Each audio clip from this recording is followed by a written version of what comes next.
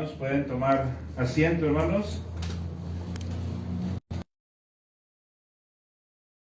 El día de hoy, hermanos, por la recepción que haremos, hermanos, terminando el estudio de miembros, vamos a omitir la lectura del catecismo y vamos a tener únicamente el estudio, hermanos, de la doctrinal de la serie que estamos desarrollando, hermanos, que lleva por título Veritas Divina, el teísmo clásico, la fe que nos sostiene, hermanos. Hoy vamos a entrar a la lección número 3, hermanos. La lección número 3 la hemos titulado, mis hermanos, el único Dios verdadero. Y ojo, hermanos, ¿por qué este nombre, hermanos? Hay movimientos, hermanos, actuales. Recordemos lo que hemos estado aprendiendo, hermanos, y hemos estado diciendo. Quizás, hermanos, reconocer una herejía, quizás, hermanos, para muchos no sea tan complicado. Reconocer quizás lo que nosotros entendemos, hermano, como, por ejemplo, el pensar que Cristo no es Dios. Sabemos, hermanos, y lo entendemos que es una herejía. El negar que el Espíritu Santo es Dios, sabemos y entendemos que es una herejía. El negar, hermanos, las dos voluntades de Cristo y afirmar una voluntad, hermanos, sabemos que es herejía. Y me pudiera ir, hermanos, por algunas enseñanzas que hemos visto y que son, en cierto grado, hermanos, reconocidas por la Iglesia como herejía. Pero recuerden, hermanos, lo que estamos tratando de enseñar, hermanos, para edificar en ese sentido a la Iglesia. Y que, hermanos, si bien es cierto, es un tema sumamente complicado, la intención, hermanos, es que podamos reconocer cuando una verdad viene salpicado de falsedad. Y ojo, hermanos, estoy diciendo, no que venga de forma tal cual visible, hermanos, sino que muchas veces muy sutilmente, hermanos, se han estado salpicando verdades de falsedad, hermanos. Y esto es peligroso, hermanos, ¿sí? Esto es peligroso porque se ha hecho, hermanos, con la intención de ser bíblicos. Con una intención de ser bíblicos, hermanos.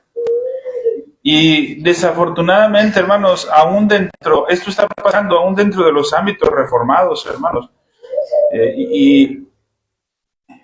Y ojo, hermanos, no estamos hablando dentro de los ámbitos neocalvinistas, sino de los ámbitos calvinistas.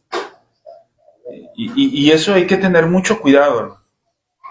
Que si bien es cierto, hermanos, reconocemos que son hermanos, ¿sí? Hermanos muy amados, hermanos, y reconocemos la sabiduría que Dios les ha dado para ciertos aspectos. Sin embargo, creemos que en su intención de querer o de no entender, hermanos, en cierto sentido, que reformar la iglesia no es darle una nueva forma, sino reformar la iglesia, hermanos, es retomar aquello que anteriormente se creó. ¿Sí? Y pusimos como ejemplo, usted recordará, hermanos, algunos hermanos, inclusive el libro Conociendo al Dios Verdadero, hermanos, que está en inglés.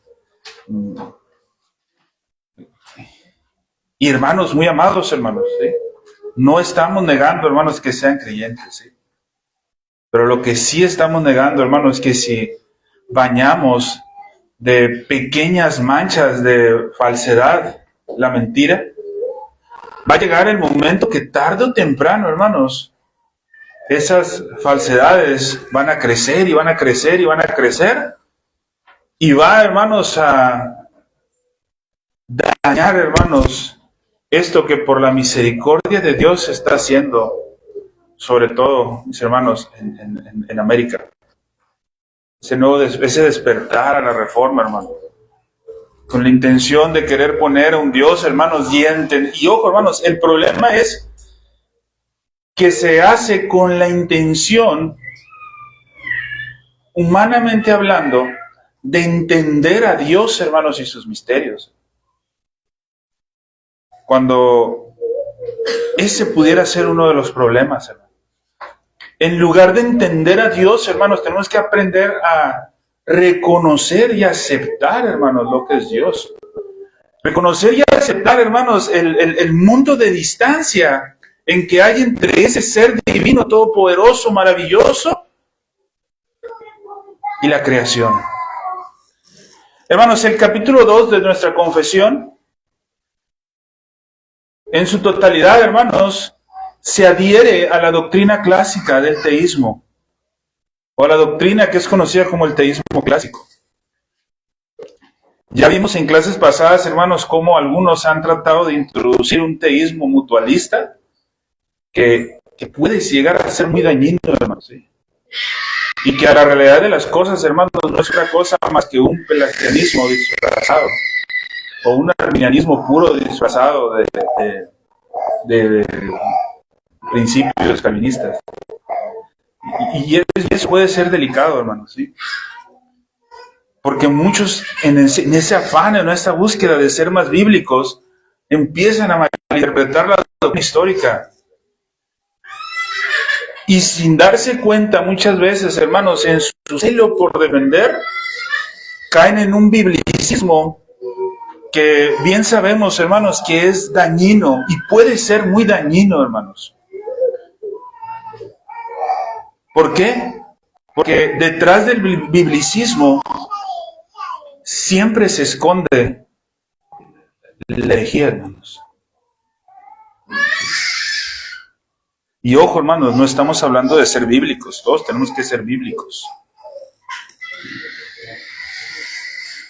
Es por eso que creemos en la importancia de enseñar esto y de hacer hincapié en esta enseñanza, hermanos, que ya la tuvimos, hermanos, hace algún tiempo. ¿Sí? Hace alrededor de 3 años, hermanos, estuvimos hablando acerca de este tema y profundizamos. Y hoy estamos retomando, hermanos. Y créanme, hermanos, no es de extrañarse que quizás el próximo año tengamos que retomar otra vez. Y el próximo otra vez. Porque, hermanos, vamos a tocar verdades, hermanos, que, ojo, son difíciles de entender, hermanos. Pero que si están en la Escritura, tenemos que aceptarlas como están. Porque nuestra mente humana no lo va a digerir, hermanos. ¿Sí?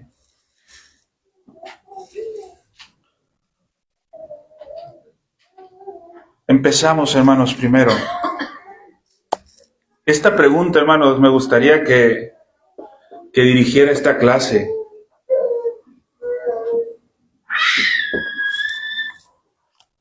¿Qué es Dios?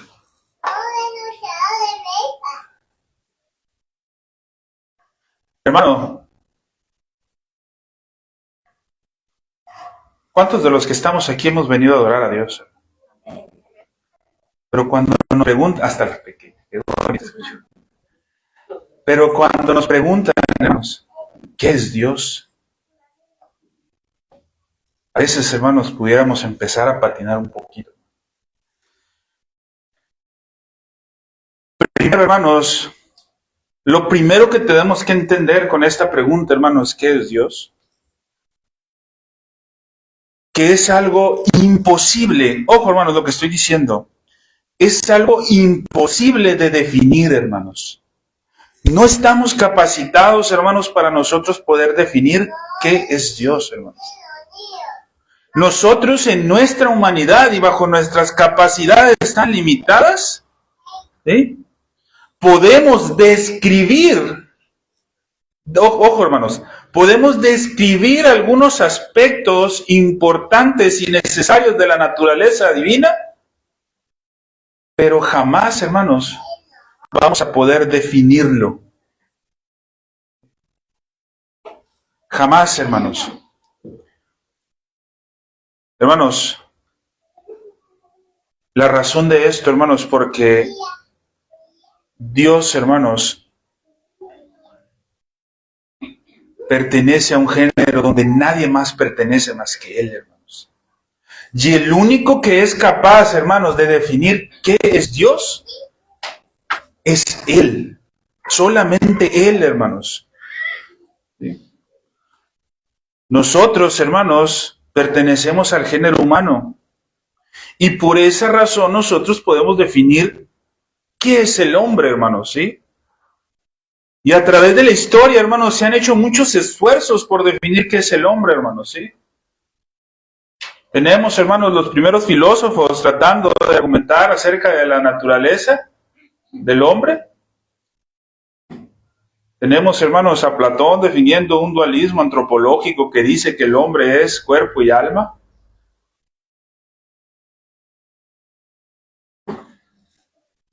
Siglo IV, hermanos, más o menos, antes de Cristo. Pero en la Escritura ya estaba, hermanos.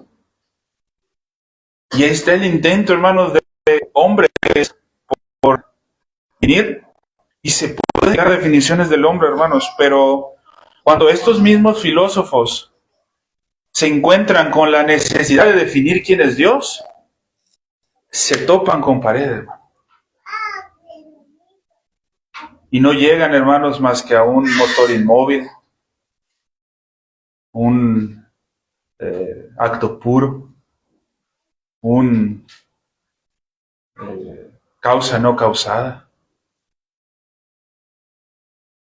un ser perfecto.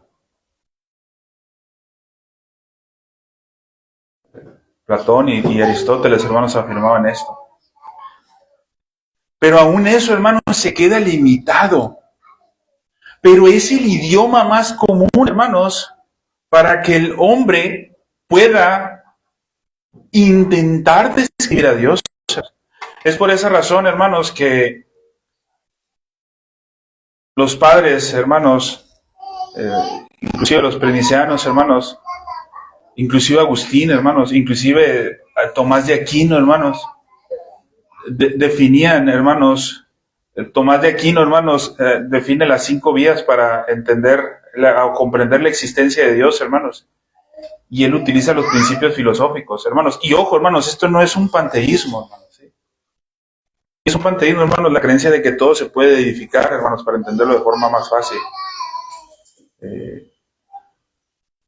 Pero agarramos ciertos elementos, hermanos, para entender bajo un razonamiento humano qué es Dios, hermanos, pero nunca llegamos a definirlo. Vamos a entender ciertas características, pero hasta ahí. Dios, hermanos, es el único Dios verdadero. Y no hay otro, hermanos. Es único. Isaías 45, versículo 5, dice: Yo soy Jehová, y ninguno más hay. No hay Dios fuera de mí. Yo te ceñiré, aunque tú no me conociste. Nuestro Dios está diciendo: yo soy Jehová. Lo más que nosotros podemos decir, hermanos, o la forma más que nosotros podamos describir de Dios, hermanos, es que Dios es una esencia. Y por esencia, hermanos, sí, hermanos, nos podemos referir a un acto puro. ¿Sí?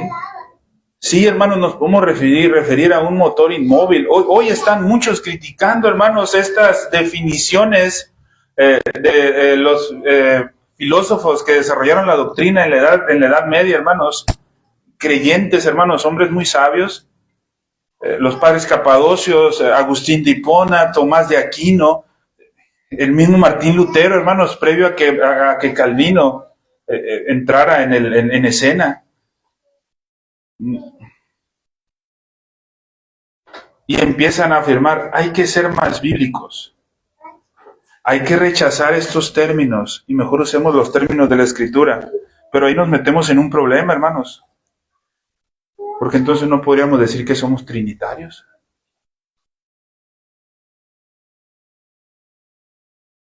Mejor, hermanos, hay que entender bajo el concepto correcto, hermanos. Thomas Watson, hermanos, dice: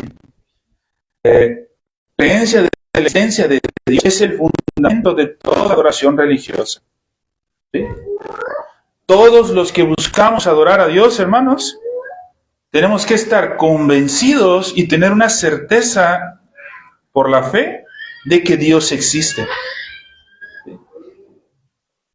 Aunque mucha gente, hermanos, quiere negar la existencia de Dios, e inclusive en sus mentes, hermanos, entenebrecidas por el pecado, buscan afirmar que Dios no existe, eso no es posible, ya que la creación, hermanos, manifiesta la existencia de Dios. Hermanos, todos los filósofos antiguos, incluyendo los de la Edad Media, hermanos, hombres sabios en cuanto a conocimiento, llegaron a esa misma conclusión. Y esto, hermanos, no es por nada, hermanos, para darle más peso a un filósofo pagano, sino para que entienda, hermano, aquel necio que no quiere aceptar. Es muy curioso, hermanos, cómo hoy hay muchos pseudocientíficos, inclusive, hermanos, del premodernismo para acá, hermanos, hay muchos pseudofilósofos que reconocen, hermanos, que hombres como, por ejemplo, Aristóteles, Platón, Sócrates, eran sumamente sabios, pero de forma muy hipócrita, ellos se están llamando más sabios que ellos, porque ellos piensan, pero nosotros hemos entendido mejor la vida que ellos. Es curioso, hermanos. Pero los hombres que sí llegaron, hermanos, a conclusiones de la existencia de Dios, hermanos, por medio del razonamiento lógico y lo que la ley natural, hermanos, nos enseña, hoy en la actualidad se está rechazando. Y muchas veces en una intención de ser más bíblicos. Entonces, hermanos, Dios existe. Dios existe, hermanos. Pero ojo, Dios existe en sí mismo. ¿Se recordará, hermanos, las preguntas que trabajamos hace algunas semanas que a algunos les causaron ruidos? Hermanos, ¿por qué estas preguntas causan ruidos? Yo les decía, porque no estamos acostumbrados a un lenguaje, hermanos. ¿Sí? Y a mí me daba mucho gusto, hermanos, que se acercaron algunos hermanos y me decían, hermano, pero es que esto sí, pero es que esto como que no. ¿Se acuerdan de la pregunta, hermanos, que decía, parafraseándole un poco, hermanos, espero que la recordemos, que decía, Dios es la primera causa de todo. Por lo tanto, Dios se causa a sí mismo. Hermanos, en muchos causó conflicto. Y muchos respondieron que sí. Porque no estamos acostumbrados muchas veces, hermanos, a un razonamiento, hermanos, más profundo de la Escritura, hermano. Si nosotros afirmamos, hermanos, que Dios se causó a sí mismo, estaríamos afirmando un inicio en Dios. Y eso no puede ser posible. Aunque Dios, hermanos, es el que causa todo, no puede haber una causa aún dentro de Él mismo que dé inicio a Dios, hermanos, porque eso sería decir que Dios tiene un inicio. Hermanos, nosotros simple y sencillamente podemos afirmar que Dios existe. ¿Quién causó a Dios, hermanos? A veces queremos sentirnos más bíblicos diciendo, Dios se causó a sí mismo porque es la causa suprema de todo. Hermano, eso es una herejía, hermano. Eso es darle un inicio a Dios, hermano. Y eso no puede ser posible. A lo que voy, hermanos, a lo más que podemos llegar a afirmar nosotros es que Dios existe. Hasta ahí. Dios existe. Y nadie lo causa, ni Él mismo.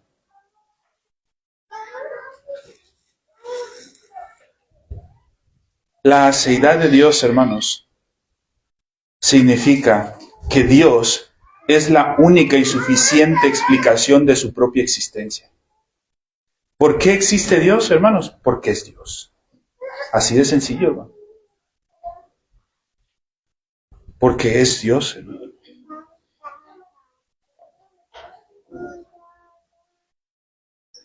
Dios no causa su propia existencia, hermanos. Él simplemente existe. Así de sencillo. Esto nos lleva, hermanos, a concluir que Dios es la suficiente explicación de su existencia.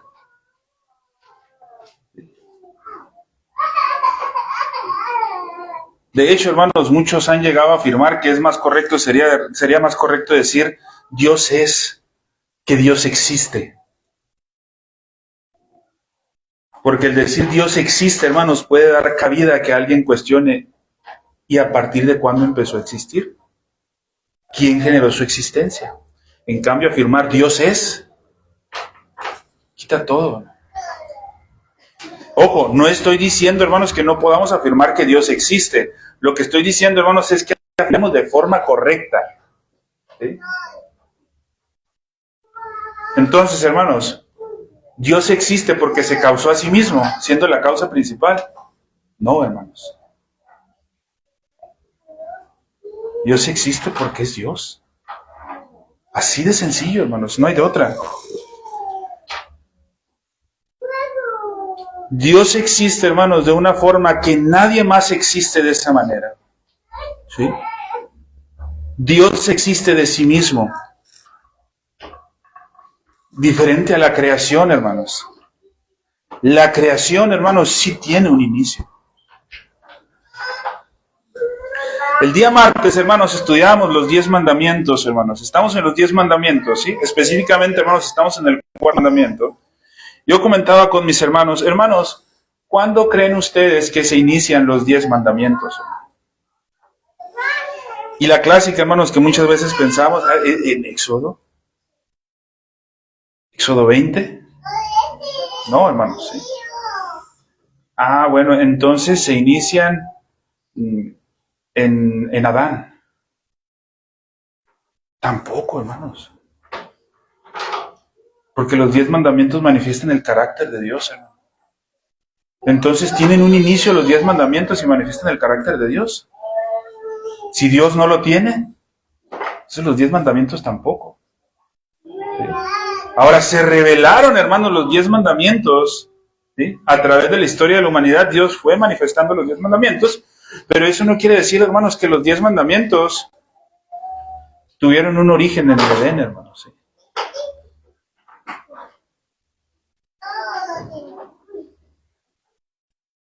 Antes, hermanos, si nosotros pudiéramos entender el mandato del día de reposo, que es el que estábamos tocando, 6 días trabajarás y un día reposarás, que fue un mandato, ojo, hermano, revelado en la creación, pero eso no quiere decir que no existía antes, hermano. Lo que quiere decir, hermano, es que ahí lo reveló con un aspecto específico que iba a ser un día. Pero anteriormente, hermanos, todos los días se tenía que adorar a Dios, hermano. Pero no existía nadie, existía Dios, hermano. Dios era. Y son el carácter de Dios. Nuestra confesión, hermanos, en el capítulo 2, párrafo 1, nos habla sobre, o nos afirma sobre Dios, que nos dice, cuya subsistencia está en Él mismo y es de Él mismo. Esto es la seidad, hermanos. No podemos, hermanos, olvidémonos, saquémonos de nuestra mente la idea de tratar de comparar a Dios con nosotros, ni en cantidad, ni en cualidad, hermanos, ¿sí? Por eso aborrezco, hermanos, tremendamente, hermanos, cuando alguien quiere explicar a Dios y quiere explicar la Trinidad y empieza a sacar ejemplos humanamente entendibles, hermanos. Es lo más aborrecible que puede haber, hermanos. Porque no podemos, hermanos, en ese sentido. ¿Sabe cuál es el único ejemplo, hermanos, que humanamente hablando podríamos usar, hermanos, por autorización divina? Que Dios es Padre, Hijo y Espíritu Santo. Hasta ahí, hermano.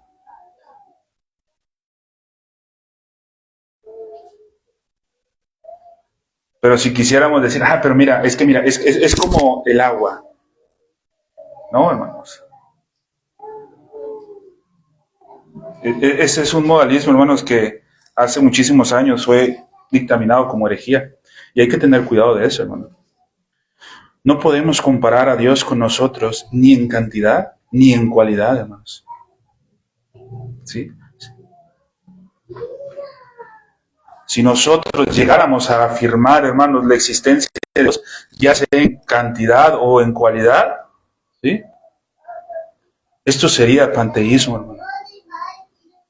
Es decir, hermanos, que todos los seres comparten el mismo ser en cierto sentido. Y el universo mismo es Dios, hermanos. Y eso no es correcto. Ahora, los filósofos antiguos fue lo que hicieron esto. Sí, totalmente cierto, hermano.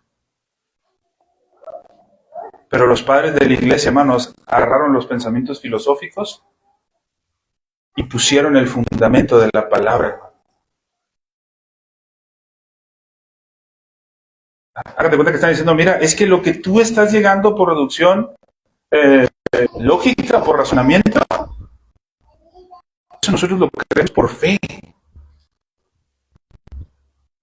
Eso ahí está por fe. Solo que tú tratas de hacerte más intelectual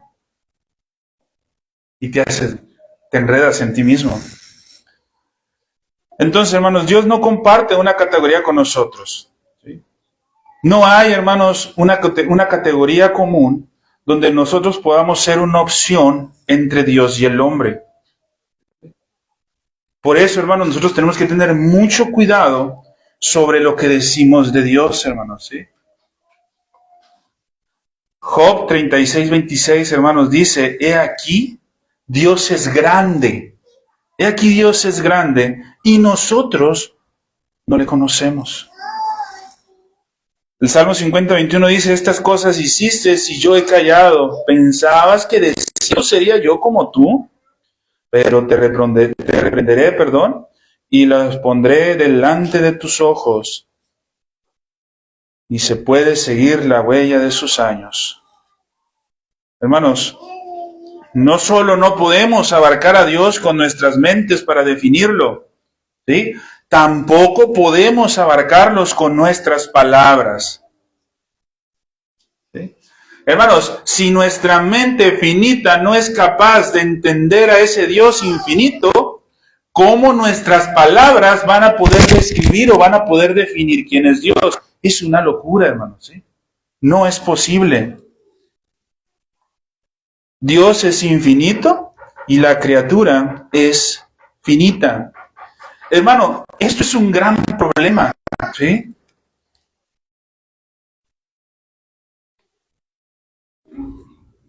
Si no podemos, hermanos,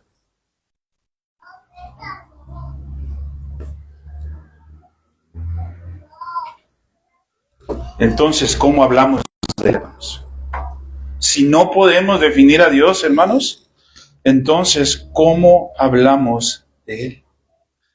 La respuesta a esto, hermanos, ojo, es hablar como Dios nos ha enseñado, pensar en Dios como Dios nos ha enseñado y con los ejemplos que Él nos ha puesto, pero, hermanos, siempre manteniendo esta distancia infinita entre nosotros y Él. Pero usando palabras que Él nos enseñó, hermanos. Por ejemplo, 1 Samuel 15:29, hermanos. Además, el que es la gloria de Israel, ¿qué dice, hermanos? El que es la gloria de Israel, 1 Samuel 15:29, hermanos. No mentirá, ni se arrepentirá, porque no es hombre para que se arrepienta.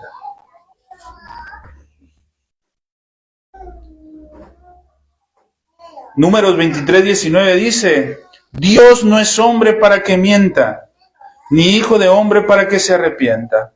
Él dijo y no hará, habló y no lo ejecutará. Está, hermanos, el mismo Dios manifestando una distancia infinita, hermanos, entre el hombre y Dios. Y ojo, hermanos, nosotros sabemos, hermanos, que inclusive en 1 Samuel 15, hermanos, vemos que aquí dice que Dios no se arrepiente, pero en el mismo 1 Samuel 15, hermanos, que en la próxima clase vamos a hablar un poco de esto, hermano, dice que Dios se arrepiente. Y ahí entramos en un conflicto humanamente hablando, porque entonces, o se arrepiente o no se arrepiente. Porque es su misma palabra, hermanos. Y muchos tratan de buscar significados, hermano. Vamos a ver qué dice en el hebreo. Dice lo mismo, hermano. El punto está, hermanos, en que es que en nuestra mente, nosotros, hermanos, queremos definir a Dios con nuestros mismos pensamientos. Y eso es lo primero que tenemos que sacar, hermanos.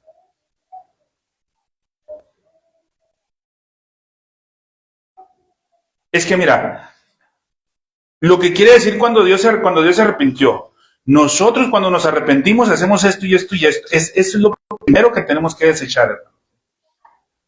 Explicar el arrepentimiento de Dios como se arrepiente el hombre es lo primero que tenemos que desechar. Y eso lo vamos a ir viendo clase a clase, hermano. Pero para empezar, hermanos, explicar el arrepentimiento de Dios como se arrepiente el hombre, negado completamente. Y ojo, hermanos, explicar el amor de Dios como ama el hombre, negado también completamente.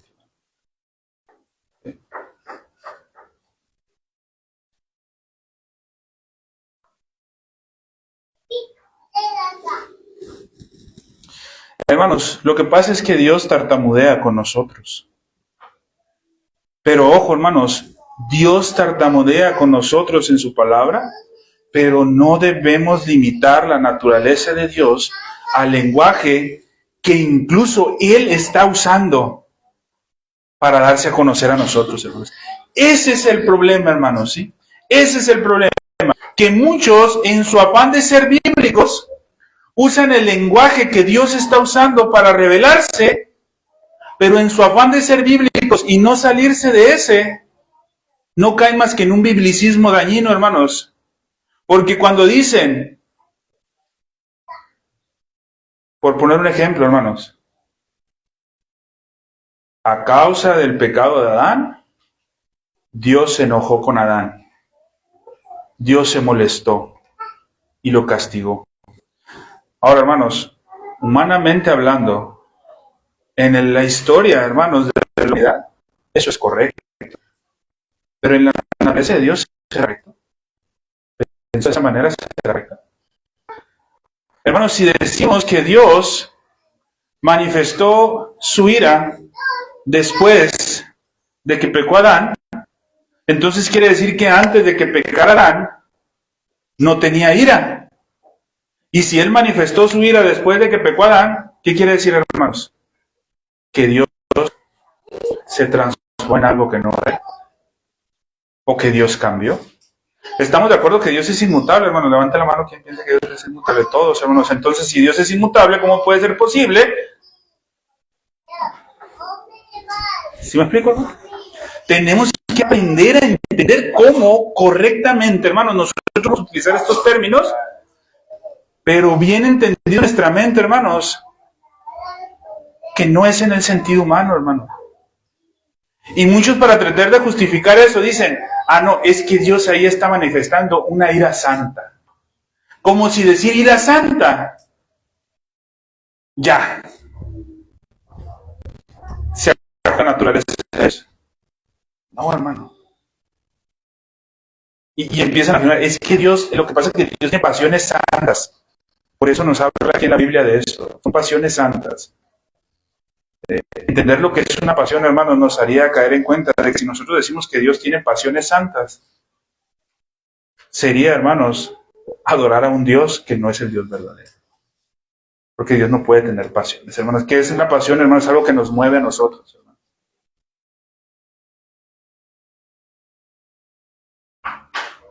Mujeres, ¿qué pasa si su esposo llega a su casa con una rosa y se las da?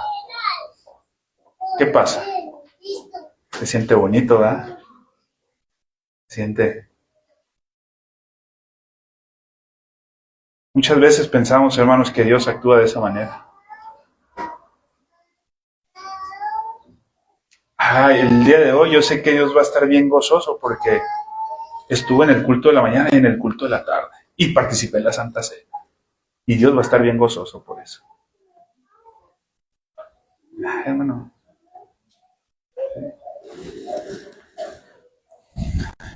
William Ames, hermanos, que para quienes no sepan, hermanos, William Ames, es bien importante, hermanos, leer tiene un libro, este hombre, hermanos, que la verdad no estoy seguro si es legal la traducción que han hecho. Ya he visto por internet rondando ahí algunas traducciones. Yo según solamente estaba en inglés. Espero yo, hermanos, que yo esté confundido y que sí sea con permisos para traducir. Tiene un libro, la médula de la divina teología, la médula de la divinidad, no recuerdo exactamente el nombre, hermanos. Pero nuestros antecesores, hermanos, que promulgaron la primera confesión de fe de Londres de 1644, utilizaron dos bases, hermanos. Confesión verdadera y la médula de William James. Y es increíble, hermanos, porque uno lee la médula y lee la confesión de 1644, hermanos, y parece que está leyendo lo mismo, hermanos. La misma terminología y lo mismo, hermanos. Y ojo lo que dice, hermanos, en William James sobre este. Dice, Dios considerado en sí mismo no puede ser comprendido por nadie sino solo por Él mismo. Primero de Timoteo 6:16 dice que habita en luz inaccesible, a quien el hombre no ha visto ni puede ver. De la manera que Dios se ha revelado a nosotros, lo vemos, por así decirlo, de espalda, mas no vemos su rostro, como Éxodo 33:23 lo dice. Verás mis espaldas, pero mi rostro no será visto. Y oscuramente, no claramente, es decir, de una manera y en una medida humana. 1 Corintios 13:12, por medio de un espejo obscuramente, decía William. Lo primero, hermanos, que tenemos que hacer es hablar y pensar en Dios, tomando en cuenta la distancia tan grande que hay entre Él y nosotros, hermanos. A esto, hermanos,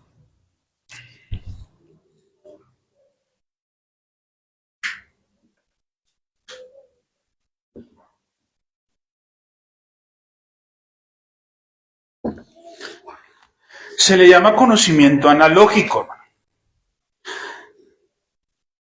Hermanos, quienes estuvieron en el estudio de la confesión, en el capítulo 2, párrafo 1 y 2, hace 3 años, hermano. Hace 3 años van a decir, ¿verdad? Deberían saber a qué me refiero con esto.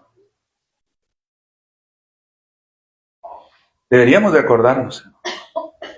Pero, hermanos, sabemos también que pues muchas veces es mucha información y veces, concuerdo totalmente con un pastor que dijo alguna vez, los términos teológicos se quedan en el escritorio. Cuando viene uno a la iglesia, enseña sin estos términos. Pero hay veces hay términos, hermanos, que son necesarios, hermano, para que estén en nuestra mente y nos estén recordando, ¿no?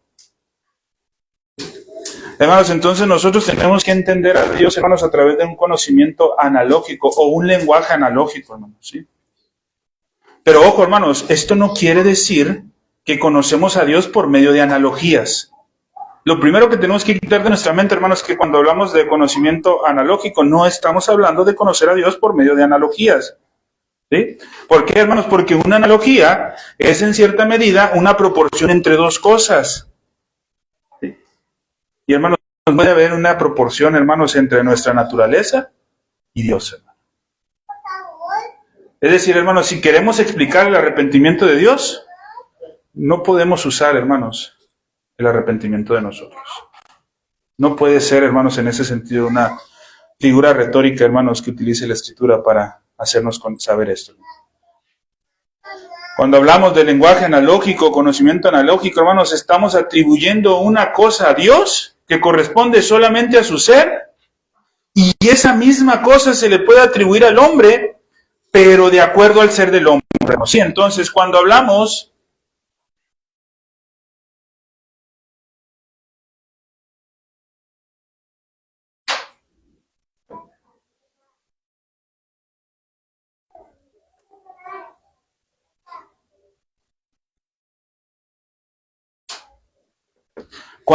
hermanos, de Dios y el hombre y hablamos de el arrepentimiento, no podemos definirlo de esta manera, hermanos, como si hubiera una relación entre este y este, hermanos. ¿Sí? Esto tenemos que negarlo rotundamente, hermanos. En nuestro entendimiento tiene que estar, hermanos, de esta manera, hermanos.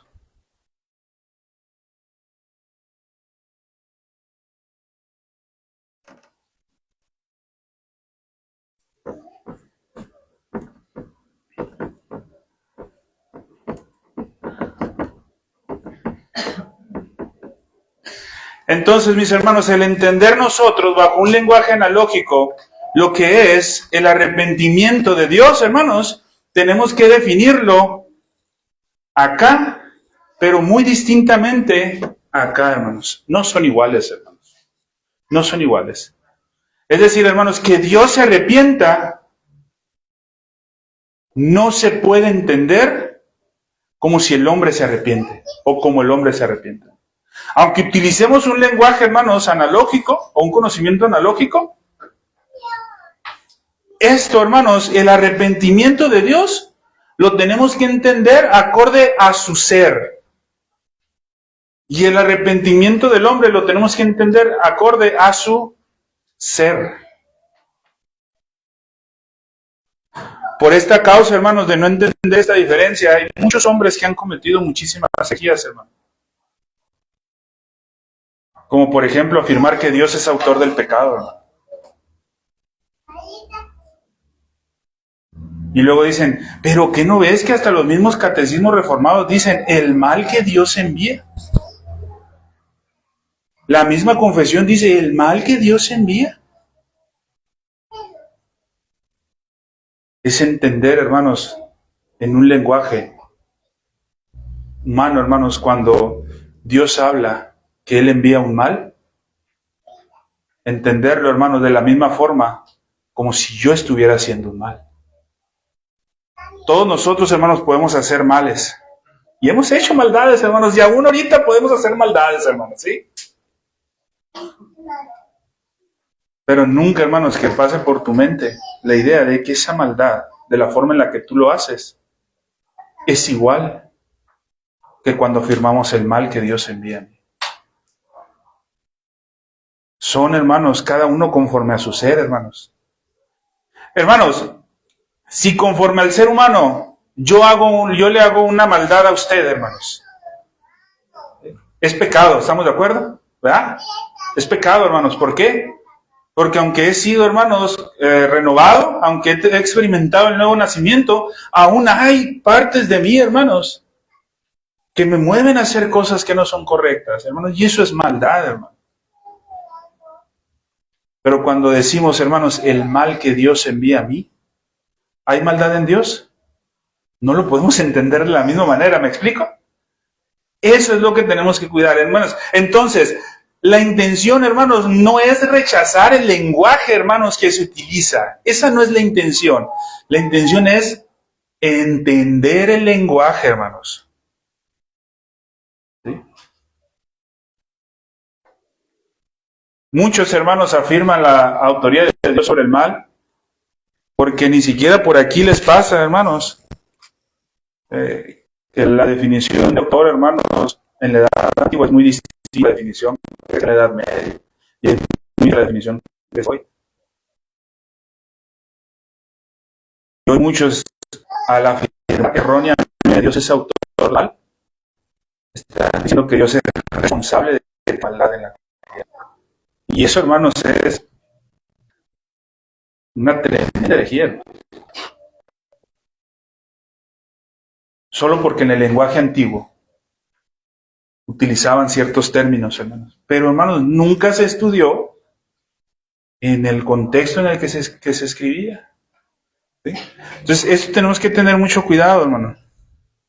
Entonces, hay una forma segura de hablar a Dios, hermanos, aunque no podemos definirlo, ¿sí? Hay una forma segura de hablar de Él, ¿sí? Aunque Dios es incomprensible, hermanos, Dios sí es conocible. El párrafo 1 del capítulo 1 de nuestra confesión habla acerca de la luz de la naturaleza, hermanos. La luz de la naturaleza es la capacidad con la que Dios ha dotado a todo hombre, hermanos, a todos, absolutamente a todos, para razonar y acumular conocimiento mediante deducciones y comparaciones. Eso es de la naturaleza, hermanos. Es cierto, hermanos, que esa capacidad que Dios ha dotado al hombre, ¿sí?, de llegar a ese razonamiento y esas deducciones, entrelazarlas y pararlas en su mente, es cierto que esa capacidad fue dañada en la caída, pero no se perdió, hermanos. Y no se perdió, hermanos, porque la misma Escritura lo dice, hermanos. Romanos 1 nos enseña eso, hermanos. El problema es, hermanos, que el problema, no es que el hombre no pueda conocer a Dios por medio de la razón, hermanos. El problema es que el hombre en su necedad trata de retener ese razonamiento con injusticia y lo cambia por la mentira. Entonces, no es que el hombre, hermanos, no pueda conocer a Dios, hermanos, sí lo puede conocer. Hago un paréntesis, hermanos, para conocerlo de forma salvífica es únicamente a través de la revelación especial, hermanos. Pero en su revelación general, el hombre, hermanos, puede conocer de la existencia de Dios. El pecado lo lleva a rechazarlo. El pecado lo lleva, hermanos, a generar mentiras en su mente que detienen con injusticia esa verdad. Pero de que tiene la capacidad, hermanos, la tiene. ¿Sí? La confesión también nos habla, hermanos, de consecuencias necesarias. ¿Sí? Es decir, deducciones lógicas que están contenidas necesariamente en las Escrituras en virtud de otras declaraciones bíblicas, hermanos. La Trinidad, hermanos. ¿Sí? No podemos negar, hermanos, que la razón sirve para conocer a Dios. Ya que si nosotros negamos que la razón no sirve para conocer a Dios, hermanos, sería negar la Escritura misma. Y en el afán de ser bíblicos, muchos han negado. Y sobre todo hoy, hermanos, muchos calvinistas han negado que la razón sea una forma de conocer a Dios. Ojo, hermanos, no se conoce de forma salvífica. Estamos totalmente de acuerdo con eso. ¿Por qué, hermanos? Porque para ser salvos, hermanos, ¿se necesita qué? Fe. Y la fe es en la palabra de Dios, hermano, en la revelación especial. Pero ¿se puede conocer a Dios por medio de la razón? Claro, hermano. ¿Se puede ser salvo? No. ¿Sí?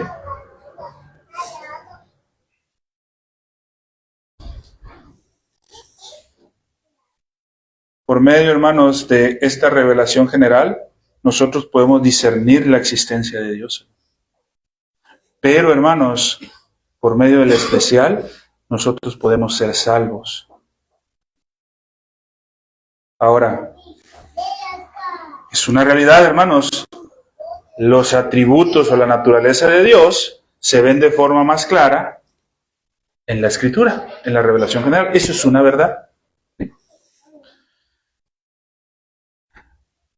Tenemos que tener mucho cuidado, ojo, hermanos, de reducir a Dios en su naturaleza a un entendimiento textual, aún de las propias palabras de la Escritura. Hermano, ¿y eso qué? Hermanos, les voy a leer lo que decía Calvino, hermanos. Decía Calvino, es verdad, para mantenernos sobrios, Dios no habla mucho de su esencia. Con todo, Dios reprime todo el atrevimiento del entendimiento humano y ciertamente la infinidad.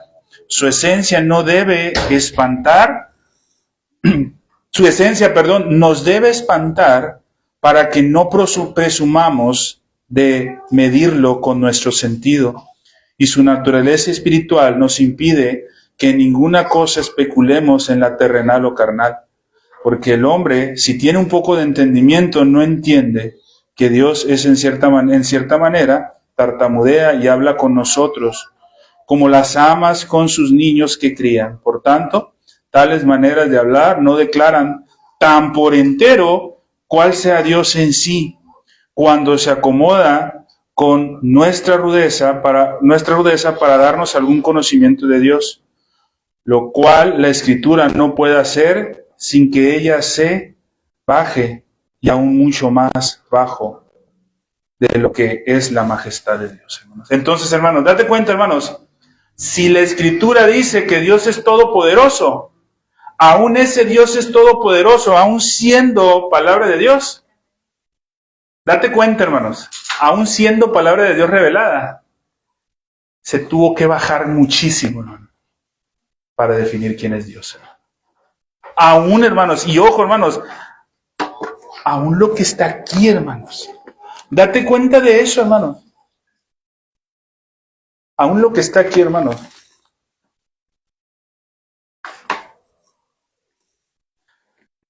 Ahora, hermanos, para ir cerrando, hermanos, los teólogos afirman que en la Escritura nos habla Dios a través de antropomorfismos.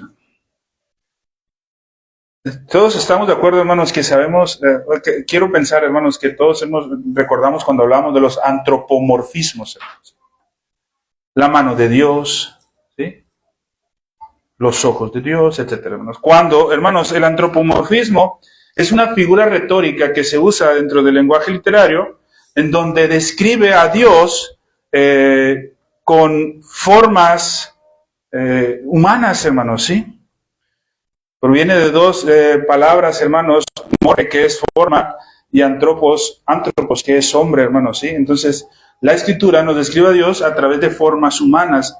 Hermanos, nadie, hermanos, niega que cuando nos habla de la mano de Dios, sea porque tiene una mano como esta, ¿verdad?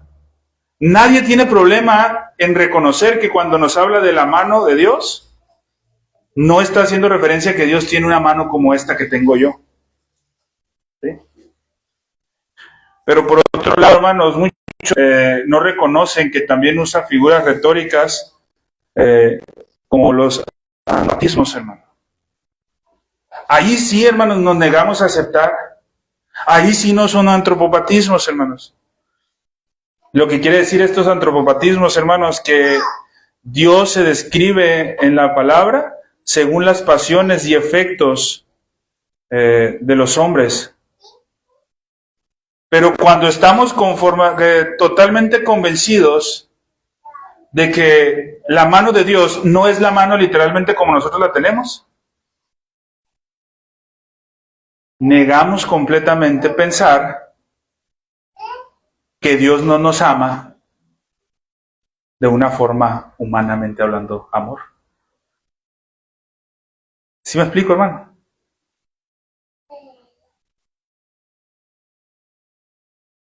Los antropopatismos, hermanos, son difíciles de negar y no los queremos aceptar. ¿Por qué, hermanos? Porque no puede ser bajo mi entendimiento que cómo puede ser posible que Dios no me ama como yo amo a un hijo. Y a veces, hermanos, muy erradamente ponemos ejemplos para hablar del amor de Dios, comparándolo con el amor de un padre a un hijo. Nada que ver, hermano, nada que ver, hermano. Ni así, hermano, ni de cerquitas. Hermanos, vamos a empezar la próxima semana, porque ya se nos está acabando el tiempo, ya se nos acabó el tiempo para esta clase. A ver, hermanos, algunos atributos de Dios, hermanos, que tienen un especial énfasis, hermanos, en el teísmo cristiano clásico, hermano. Y esos atributos están enmarcados en los credos y confesiones antiguas, hermanos, y en nuestra confesión de fe. A partir de la semana que entra vamos a estar viendo algunos de estos atributos, hermanos. Esperando, hermanos, que esto sea edificación para todos, hermanos. Si no, vamos a orar, hermanos, ahora para terminar este tiempo y después pasemos al tiempo de la recepción de los miembros. Oramos, hermanos. Padre Santo, Señor, gracias te damos, mi Dios, por este tiempo y por la oportunidad que nos das de poder estar aquí reunidos, mi Dios. Te pedimos y te suplicamos que este estudio venga a ser bendición para nuestras vidas, mi Señor, y que podamos cada uno de nosotros reconocer, mi Dios, principalmente esa distancia tan enorme que hay entre nosotros y tu ser, mi Dios. Que de nuestro pensamiento, mi Dios, podamos comprender y entender el lenguaje que tú utilizas. Aún el lenguaje que tú utilizas, mi Dios, no puede describir tu ser. Y mi Dios, nosotros reconocemos, mi Dios, que tu honra y tu gloria debe de ser manifestada en eso. Gracias, Padre, te damos por todo esto y lo ponemos en tus benditas manos. así como el tiempo que ha de venir, mi Dios. En Cristo Jesús te agradecemos por todo esto. Amén.